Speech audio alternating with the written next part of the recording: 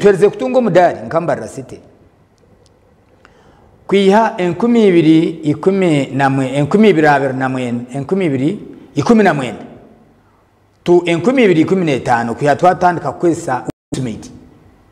korkuzo musumide hariho engenderwaho ibariko abantu bakugambira eco kubanza ukire kuba noreba ha sentezo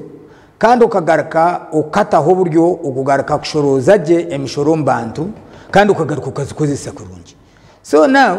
ekintu eco nyenda kuchikugambira ngu itwe nkambara city banywani banje eco kikuzurwe kandi twatungo mudari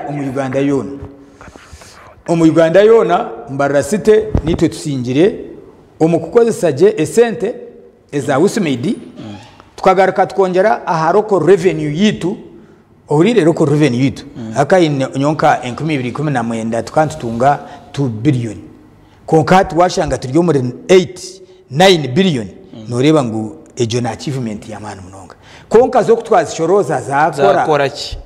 hate na yejo manyana yono nenanka nayo neberi parameter yo kucheberera yes esente mbara city kuza kusinga Uganda yona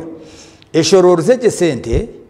yazitungaje yazikozesaje kandi yagarka yazitajombanta abantu bazitunga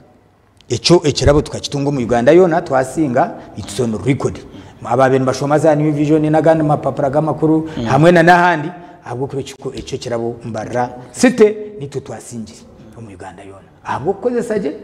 esente mbwene cyo nchiya yechishuba cyabari yababeni bagamba ngo esente ni garuka yo sente nizijazga ezabezga sentezi inizikora zita kandi ukugaruka yo no kugaruka kwazaha no kuta sente za usumidi noreba contractor nkato kureba tubyo ntwendera umwaka tubasa kusigninga contract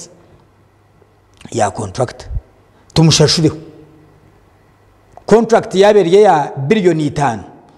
ntubanza ntumuherezaho first payment nke ya billion 1 ezo billion 5 ziri committed nizitekwa kugaruka mu treasury ina twamhawemwe hati ina ni garukayo konkazi rya murumo gorguto wanyitegereza kugaruka ko sentezo ezo zirya murumo gorguto ekirikumanisa ngo financial yakwere kuba nehwa hatezo bagaruka bazireta tugaruka tugumeza muna no murumo guri ahubwo kwa projects ziri kwanaki na financial